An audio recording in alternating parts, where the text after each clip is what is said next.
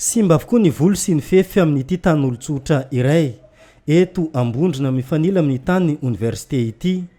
Nanambara ny tompon'ny tany fa ireo mpianatra no niditra ankeriny tao amin'ny tany nanao izao fanimbana izao. Ny zava-misy taminay teto zany vao maraina be zahay naheno maresaka be zany taty satria zay mipetraka ary amin'ny taninay raiky ambadika ary.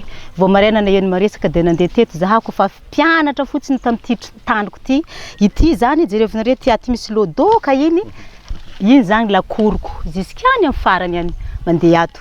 Manga, voanio na tsabonay afatry elatrela io dia dikan'izany misy olo tompin'ilay tany fa tsy raha tany libre ka zany zavatra nitranga tato avekeo le potônaka miaraka amin'ny plansiko jiaby rava tsisy hitako tena de niray azy ny zavatra fambolena nataoko amin'ity ato azafady misy fambolena ka zany ao misy fambolena maromaro hoe zavatra mety tsoahana nitsoatsoahan'ny mpianatra jiaby le fambolena de le planche ndraiky potô reny ndesindre jiaby tsisy tavela.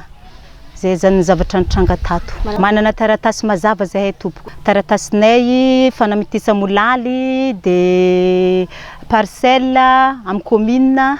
Nanamarina ny tompon'ny tany fa tsy misy ny adiady sy ny olana amin'io taniny io fa nahagaga azy ny zava-niseho ny maraina teo raha ny fanazavana nataony hatrany.